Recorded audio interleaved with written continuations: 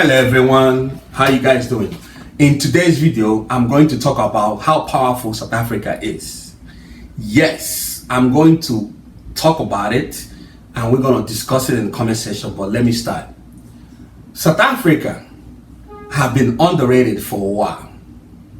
And I don't think South Africa get enough credit for how powerful they are, because of the fact that somehow the people in South Africa, the South Africans, don't actually talk about it. They defend their country national, like they are very nationalistic and passionate, but not in a way that can showcase how powerful South Africa is.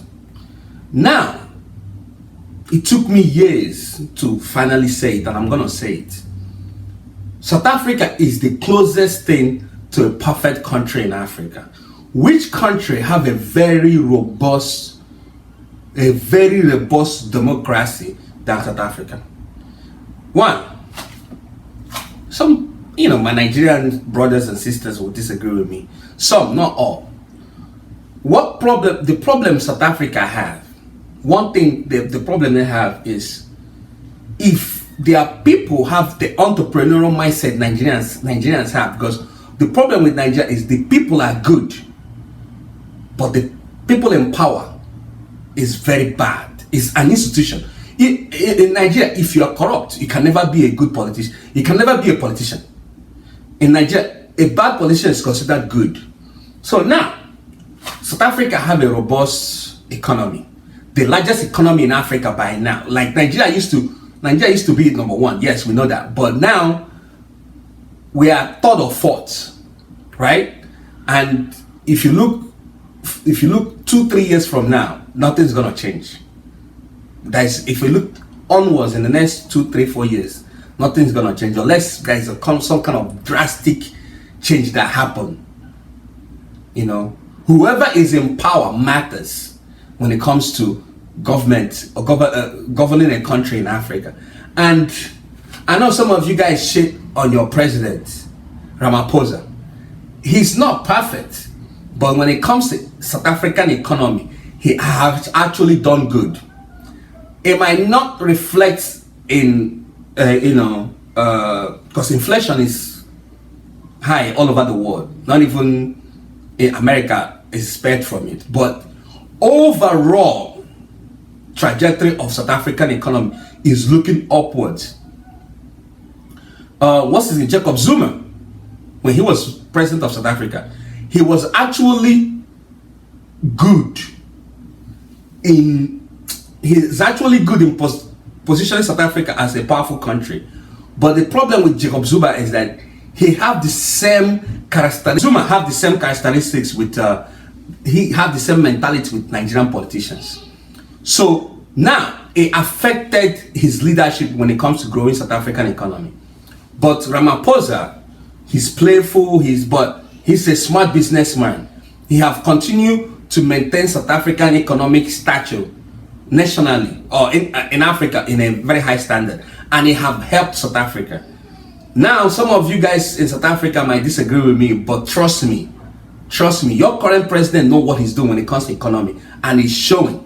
Now, why do I think South Africa is a powerful country? There's a lot of things. Your financial market is good. Easy to invest. For foreigners to come and invest in your country is very easy. I'll give you one example. More investors have left Nigeria market than invest in Nigeria. More investments, more companies have left Nigeria than come in. This wasn't the same thing like 10 years ago. Or 15 years ago. Everything went downhill 4 years ago. But South Africa has still remained the only friendliest country. You will see, for example, you will see a company that want to invest in Nigeria. Instead of them to open an office in Nigeria, they want to open in South Africa. Or for the sake of not being too far, they open in Ghana. So Ramaphosa have successfully bringing foreign investments into South Africa much more faster pace than every president that in African country that came in the same time he came in. Then, okay, we can say, well, the investment that have been done in South Africa, it doesn't trickle down to the people at the bottom. That's true. That in some cases that's true, because investment gives jobs, but who controls how it trickles down depends on how good that person is. So, but when it comes to the most friendliest country to do business, to invest billions of dollars, is South Africa. I'm not saying there has not been other failures that South African government have made when it comes to attracting foreign investment into South Africa, but they have done more good than bad. Now, I'll use an example, because whenever I talk, I use Nigeria. Why is Nigeria economy failing? I'll tell you one. Nigeria economy is failing because of too much bureaucracy and red tapes. I can guarantee you, you South Africans that are watching, I can guarantee you, if you think it is bad in South Africa, which I don't think it is, go to rabbit hole of investing in Nigeria and see what I'm telling you. Will things be better in Nigeria? I don't know, but maybe, but I'm not seeing it in the next 2, 3, 4 years. So South Africa is in a better position to actually, if do something drastic that can catapult them far, far away, that no country can compete with them. Now, no country can compete with South Africa. Everything is already in place. The only thing is rule of law, environment to do business. As long as it remains friendly, South Africa will continue to surge ahead. And then what South African government need to do is create safety net. I know that South Africa have safety net already for people, unemployed people that are below economic class. They have. I don't know how strong it is, but from my research that I did before making this, I found out that you guys have. But the only thing is strengthen the upper level of governance in South Africa, and then strengthen the lower level, because the lower level is where people have safety nets, financial safety nets, some sort of things to help the poor to feel the growth the country is having. If they don't strengthen that, all the growth will be on the top and it's not coming down. But having said that, South Africa is close to a country being perfect than any country in Africa. Some of you guys may not know, some of you guys will not believe it. I travel around Africa. I have been to every country you can think of, north, east, south, west. And I can tell you that South Africa is the closest thing.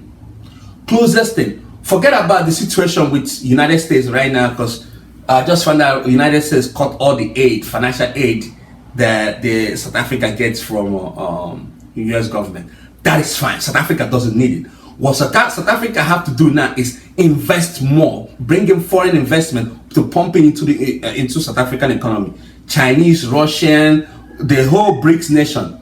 Create environments, even if it requires them charges on zero taxes. Come and invest your billions into South Africa, and you see things will start to change. And they are doing it now. But as I said, create safety nets at the bottom as well. Nigeria is not like that in Nigeria. Actually, Nigeria have gone backwards. I'm not calling the government out. I'm just stating how it is. So I used to be like some of you guys that have been following me from day one. I used to do the whole comparison, South Africa, Nigeria, which one is better. No, at this point in time, South Africa is better. South Africa is better. The immigration situation that you guys are fighting against, like foreigners coming into South Africa, and I know you guys, if you guys mention Nigeria as well. But at the end of the day, the world is an immigrant country. The world shaped, people will be traveling, going to different countries and all that. But if they can do it legally, and like for example, Ireland, you can't just come into Ireland and just get their free whatever. You have to contribute to the growth of Ireland for you to benefit what Ireland gives, And I want South Africa to be like that too. As long as you are a foreigner, you come to South Africa, invest in South Africa, make money, hire South Africans, pay them well, don't treat them like slaves. So the dividends of what you are doing in South Africa will triple and multiply, So now, going back to the reason why I said South Africa is powerful is that let's start with infrastructure. Your infrastructure is close to perfect than any other African country. You guys have everything going already. The only thing is have a leadership that will enhance it further, which I think the current president is doing, but not enough. Not enough. But still, I would rather have, if Ramaphosa is president of my country, because he's Nigeria as a country do well when a business-friendly president runs it. A capitalist, business-friendly person runs it. You know, so now that he's there doing his job, I don't know how many years is left for him to leave office. The next president of South Africa should be a person that opens South Africa more for investments, because South Africa have natural resources, not like it will actually do. Natural resources don't do much for any country. Use Nigeria for example. We have every natural resources, but you see how things. But Singapore doesn't have anything. But see how powerful Singapore is. You see how South Korea is. They don't have oil. They don't have anything. Services. You see, just South Africa opened themselves up as, you know how people take their phone calling customer service business to India. Why can't a president of South Africa lobby countries around the world to come and open that same thing in South Africa? South Africa speak English. That's billions of dollars every year. So, given the fact that their financial market, you guys, your financial market is sound compared to other African countries, you see, and your president, your country have a business-friendly environment. Everything is there. All you have to do is just put your foot on the gas and keep speeding. Don't look back. So, for everybody that tried to downplay South Africa, how South Africa is nothing, it's just hype and all that, that's not true. I'm Nigerian, and I know some Nigerians will disagree with me, but South Africa is a powerful country and it's supposed to be treated as